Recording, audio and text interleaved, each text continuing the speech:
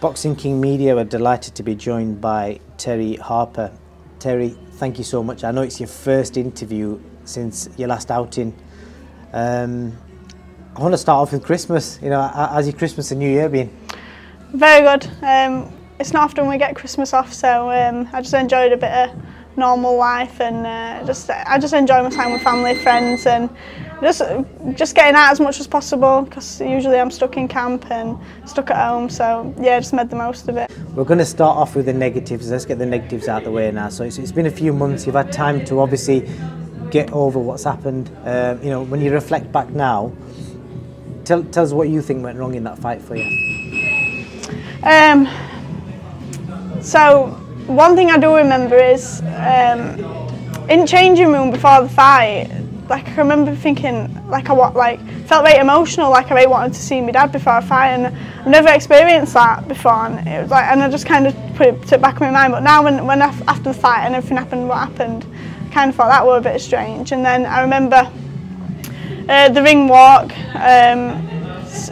Andrew's always told me to just not concentrate on the crowd, stay focused on what I'm supposed to do, and loads of people have come up to me after the fight saying that I looked different and didn't look myself. But to be honest, I felt fine on the ring walk, and then once I got into the ring and when they're announcing your name and stuff, I can remember feeling vacant, like my body were there but my brain was just somewhere else. I don't know what it was. I don't know if it was because I was back in front of a crowd, a bit like a rabbit in headlights really. That's what it felt like, and I think the year out really had a bigger effect on me than what I originally thought it would have. So, because I know from but the way, there's no excuse. So. Well, you're just telling us how you feel, aren't you? So, you know, with the way she obviously put it on you, she was coming in your face, and obviously weight making must have played a part, because I'm looking at you now and I'm thinking to myself, how do you make lightweight? And that doesn't mean to say you're blown up, but you're quite big for a lightweight, aren't you? So for super featherweight. So did the weighting play a part in, obviously, you know, taking off your game plan, or? No, do you know what? I've made that weight, made super feather, I don't know how many times now, but it's like boxing's a weight making sport, so it's like I'm a professional athlete, and I'd always make that weight no matter what. And like on the run up to the fight and that, I've had great nutritionists working with me. I was eating plenty, but come fight week, there's little things to get that little bit of extra weight off, where like I'm not eating carbs, and I'm having to dry out just to make check weights, stuff like it. It shouldn't, I don't know. Yeah, just things like it. I think the year out it's made me, and then I've obviously continued to train and been in the strength gym with Danny, and I just feel like I have outgrown the weight, and not making that weight for that long amount of time. When it did come to making it, it was a struggle, and it was just clear on the check weights, like it was a struggle to make it. But I said to Andrew, I could make that weight another 10 times, but I can't perform at it anymore. And fair point. And you know, with regards to Alicia, I remember you saying in an interview that you followed her prior to that fight. You know, you've seen her career progress, etc. So obviously, so you knew what she was bringing to fight night. How did you think you was going to beat her in that fight? Did you think it was going to go points, or did you think you'd be able to stop her? Do you know, I thought I was just going to be able to use my reach advantage.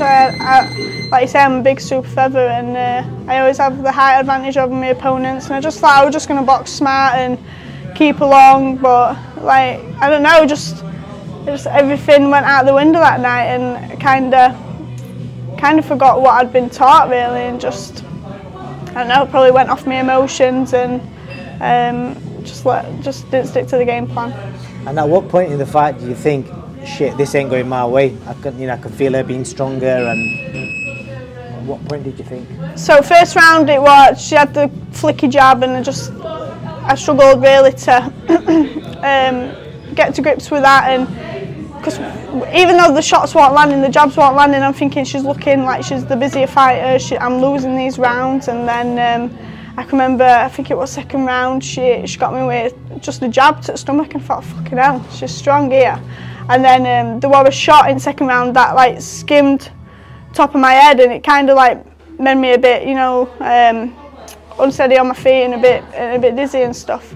And there's one point where we kind of got in a tangle, his feet got tangled and I fell onto the floor and I'm like, fucking hell, I'm like, it's going to be an hard night in office this. And then I felt like third round I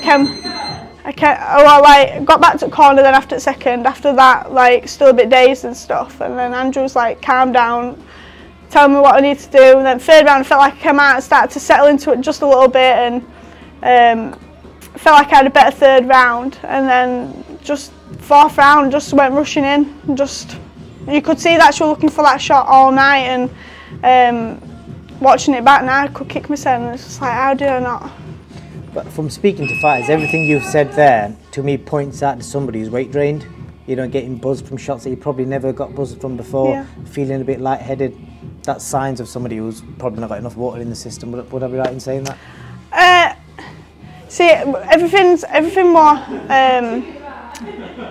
like everything were tracked during making the weight, and then refueling, all my like water measurements and everything's all tracked, and I'm fully hydrated, and all the water back in my muscles and all that stuff. I'm not a scientist, but I don't really know, but I know that I was fully rehydrated. But all week I've been cutting, making that weight, and then can you fully refuel in a day and a half? No. For a big fight. And the last question on that fight, at what point did you realise, shit, the fight's over? Because obviously you were stunned quite heavily. You know, when did you first realise? I can just remember Mark Lyson just like waving his arms in front of me, and I was like, no, like, I just felt like saying, please let me just give me a standing 8, let me go again. And then obviously that didn't. And I can remember getting back to see doctor and that, and I was just blurry, like I had blurry vision and stuff, and I was just looking at Andrew thinking, fucking hell, as if that's just happened. Like, I got more gutted because I felt like the fight were over before it even started really. I never got a chance to get into the fight, and that's massive props to Alicia. She's a great fighter, and she came out of what she set to do, so just big respect for her. And it was a Sunday, I'd booked like the family to go for a curry for us all, and I was just thinking, like, I can remember getting home Sunday morning. I just like kind of hid away in the bedroom, and I just like laid in bed feeling sorry for my son. And I thought, oh, I'm gonna have to go and face family and that, and I'm thinking I can't cancel. So we went out for a curry that night. Obviously I had puffy eyes, I'd been crying all day. And I got home and I'd come off all my socials because I didn't want to see anything or see all trolls and stuff. And I was just about to Google something, and then it shows you like news clips and stuff, and it was like Terry Harper KO'd. So I clicked on it and watched the video, and I didn't like the point when she hit me with a shot, and I just like stood up bolt upright, like I was gone, and I didn't even know I got knocked out. I just thought I got buzzed, and Mark like waved it off. And the second shot she caught me, I do think that shot walked me back up, and then that's when obviously I came around. But yeah. Well, you've kind of summed up that fight, so just we'll let that settle now. I think you've been quite fair on that. You know, I like to always ask fighters, you know, when obviously you've never experienced defeat before, what was that with family and friends? Because sometimes, you know, fighters always say, you know, certain people walked away, and did you experience any of that? No, obviously concern from like my nan. She's always worried about me getting hurt and stuff, and you can always rely on your nans. You can always rely on your nans. Yeah. But they've always wanted me to move up weight anyway. My nan's like, oh, you're too skinny, oh this, and but what can you do when you're a world champion? You can't just get up your belts, can you? So I think that's been the main reason why we've moved up. We see it as a fresh start. I've got nothing tying me down into the super featherweight division now, so I just see it as a fresh start, go under the radar for a few fights, learn on the job, and yeah. Well, you said the word going under the radar. I saw your trainer Steffi tweet the other day. You dropped 4 names, and none of them fights look like going under the radar. They all look like hard fights, and you look like you're going straight back into a hard fight. Is there a reason behind that, or you obviously got self-belief that you can get back to the top straight away? See, I don't want to see, like, I don't want to be rushing. I'm 25. Like, I've just had that big defeat.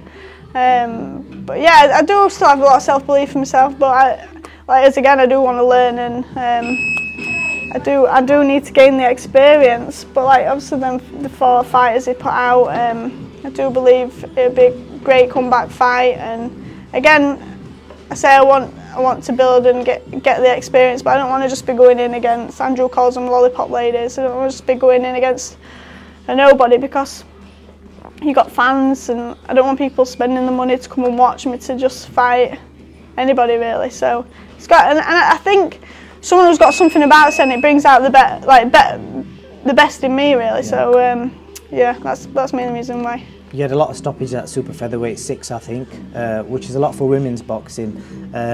What's Terry Harper going to bring to the lightweight division? Because there's not many knockout artists at lightweight, I don't think, from what I've seen. So when I first turned over professional, I was fighting at I fought at lightweight. I mean, I had more than one at lightweight, definitely.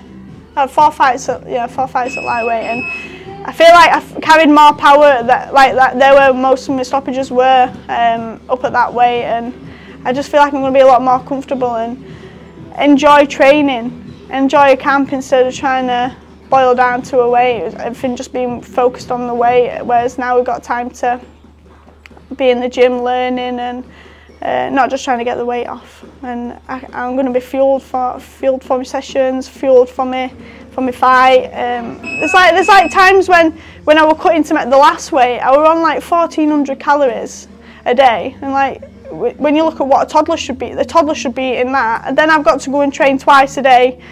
Killing me in these sessions, like my body's just fatigued, it's knackered for good 6 to 4 weeks before I fight. And 1,400 is nothing, that's like 2 meals, isn't it? Crazy. So you're fighting on the Lee Wood, Michael Conlon undercard in Nottingham. The rumours are it could be Heather Hardy. Obviously there's no name cemented yet, but if it is Heather Hardy, how's that fight going to play out? So another great opponent, she's been in there with the best. Again, it's another challenge for me. It's like, I think that's a great fight to come back and say I'm back. New weight division, really make my mark and show everyone that whatever happened in past fights not affected me, and I'm just here to crack on and get back to work and get back on track. And just lastly, have you had any conversations with Eddie Hearn? Obviously, I'm guessing he's been on the phone. Yes, I was always scared, like, when I first turned over, when I first signed with Matchroom, I was always scared of getting a defeat, thinking, oh my God.